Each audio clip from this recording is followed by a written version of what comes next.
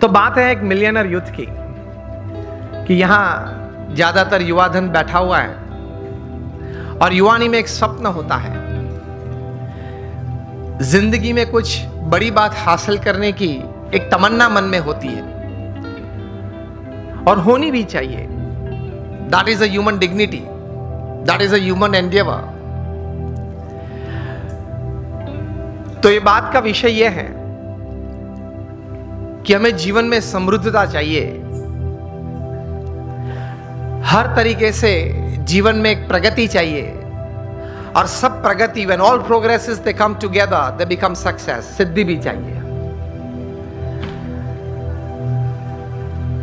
कई सालों पहले होगी बात, 30-40 साल पुरानी, 30-40 साल पुरानी बात यह है कि थोड़े विचारक इकट्ठे हुए और उन्होंने कुछ ये सोचा, इतिहास के पन्ने देखते देखते कुछ बहुत सफल लोगों के जीवन चरित्र पढ़ते पढ़ते कि कहीं प्रसंग ऐसे बने कि ऐसे सफल व्यक्तियों के जीवन में कभी ऐसी बात थी कि उनके पास रिसोर्सेस सब अच्छे थे, प्लेटफॉर्म्स, बैकग्राउंड, सपोर्ट सिस्टम्स सब अच्छे थे, लेकिन कम सफल हुए या सफल नहीं हुए या बुरी तरह से भी उन्होंने जीवन में निष्फलता देखी। और दूसरी तरफ गौर करते हुए कुछ ऐसी भी बातें उन्होंने पाई इतिहास के पन्नों में से कि रिसोर्सेस कम थे, मतलब पढ़ाई भी थोड़ी कम थी, कुछ फैमिली सपोर्ट कम था, कुछ फाइनेंशियल बैकग्राउंड ठीक नहीं था, समाज में से भी सपोर्ट सिस्टम्स, प्लेटफॉर्म्स कम मिल रहे थे। इस परिस्थिति में भी इन लोगों ने जीवन में बड़ी सफलता पाई। तो ये सब विचारक द्विधा में आ गए कि कहीं बार रिसोर्सेस बड़े अच्छे हैं फिर भी योग्य सफलता नहीं मिली, कम मिली या निष्फलता मिली, और कहीं बार रिसोर्सेस कम थे तो भी ज्यादा सफलता मिली। तो मतलब रिसोर्सेस के अलावा कोई और भी कारण है जिसकी वजह से एक बड़ी इंपैक्ट जीवन में, इधर on the side of success और on the side of failure, it is seen, it is observed, it is experienced. 10-12 साल तक गौर करते करते ये सब विचारक पश्चिम की ये भूमि में एक निश्चित विचार पे आए कि whether you have lesser resources in life और more resources in life to attain all kinds of progress and thus success in life, उसकी गिनती थोड़ी कम है, लेकिन उससे ज्यादा गिनती है आपके जीवन के विचार, आपके जीवन का अभिगम। आप कोई भी परिस्थिति में, कोई भी संजोग में, किसी भी व्यक्ति के साथ कोई कार्य करते करते, कोई संबंध रखते रखते किस प्रकार के विचार रखते हो, इन परिस्थितियों में किस प्रकार का अभिगम आप रखते हो, that counts more in your success than resources। ये एक बात तैर हुई, ये एक बहुत बड़ी बात तैर हुई मनुष्य जीवन के लिए कि आपके पास जो रिसोर्सेज है, धन है, वैभव है, सत्ता है, बैकग्राउंड है, प्लेटफॉर्म है, उससे भी ज्यादा कोई एक फैक्टर जो काम करता है आपके जीवन में बड़ी सफलता के लिए, तो वो है आपके विचार और आपके अभिगम। तो ये विचार करते करते एक बहुत बड़े विचारक, अमेरिका के बहुत बड़े thinker and management Guru Jeff Keller ने एक पुस्तक लिखा और इस पुस्तक में यही बात उन्होंने बड़े विश्वास से, पूरे संशोधन के साथ, बड़े अच्छे शब्दों में उन्होंने पेश की। और यह पुस्तक का शीर्षक उन्होंने लिखा, एटीट्यूड इज एवरीथिंग। मतलब जीवन में जो कुछ भी है वह आपके विचार और आपके अभिगम है। इस पुस्तक में जेफ केलर ने लिखा, I would suggest all of you to read this book and specially the youngsters who are into family businesses और they are professionals.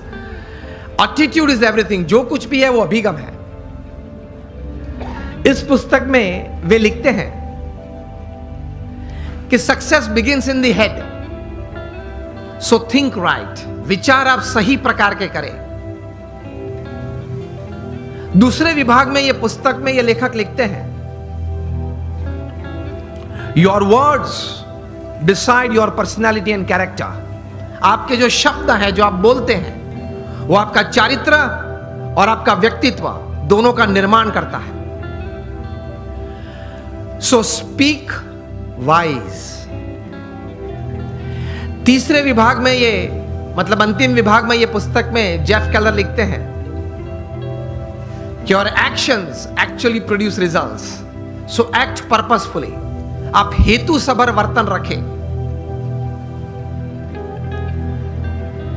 So think right, speak well and you act with purpose. यह अभिगम है आपका।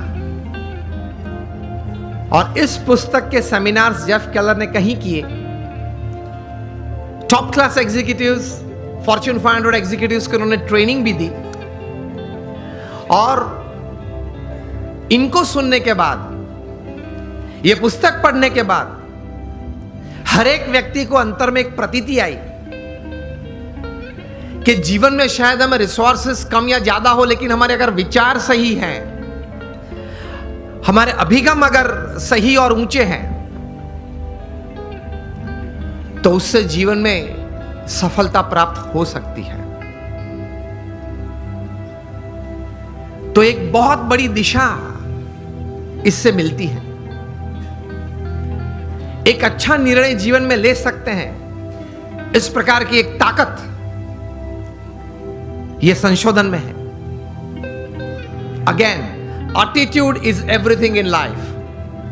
Weather the resources you have are less और more, it counts less. What counts more is the type of attitude that you possess with people, with circumstances, with happenings, with work counts more. इनकी गिनती ज्यादा होती है। तो अब हम सब यहां बैठे हैं। मैं आपको अगर यह प्रश्न पूछूं, How many of you want success in all walks of life? आप हाथ ऊंचा करें। यहां बैठे हैं आप सबको मैं यह प्रश्न पूछना चाहता हूं कि आपको जीवन में हर तरह की सिद्धि चाहिए या नहीं? If yes, then raise your hands. सबको चाहिए, लेकिन हमारे लिमिटेशंस ये हैं, सोच की मर्यादा ये है कि हम प्रोग्रेस को सक्सेस मान लेते हैं। एक सबसे बड़ी हमारी भूल है जीवन में। समझना कहीं प्रकार की प्रोग्रेस साथ में आती है तब सक्सेस बनती है। Many types of progresses they come together to bring success in life. Success is not just a good business. Success is not just a few relationships well set. Success is not just limited to a good health enjoyed. ये सब एक एक verticals हैं, वो progress है। और कहीं प्रकार की ऐसी प्रोग्रेसेस साथ में आती है तब सक्सेस बनता है। तो इस प्रकार का सक्सेस हमें चाहिए, that at the end of your life, जब आप 80-90 साल के हो, तब आप अपनी छाती पे हाथ रख के बोल सके कि yes I lived my life. भगवान ने मुझे यह 70-80 साल का जीवन दिया था, 5-10 प्लस माइनस भगवान की कृपा से,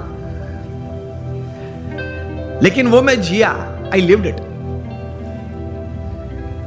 इस प्रकार का एक संतोष जीवन के अंत समय में आए, that is your life well lived. तो उसके लिए थोड़े विचार और थोड़े अभिगम, और उस विचार और उस अभिगम को बेस बना के, फाउंडेशन बना के कुछ स्पष्ट प्रकार की वर्तणुक भी जीवन में चाहिए। Remember, success never comes overnight, it is one step at a time. मैं कई बार बात करता हूं कि आप हिमालय के ऊपर, एवरेस्ट के ऊपर हेलीकॉप्टर में जा पहुंचे तो आपका फोटोग्राफ टाइम्स ऑफ इंडिया में नहीं छपेगा। वो कब छपता है? When you go from the base and you walk from the bottom. So success is not an overnight story. It is never a one day story. तो ये विचार सबसे प्रथम जीवन में स्पष्ट करना है।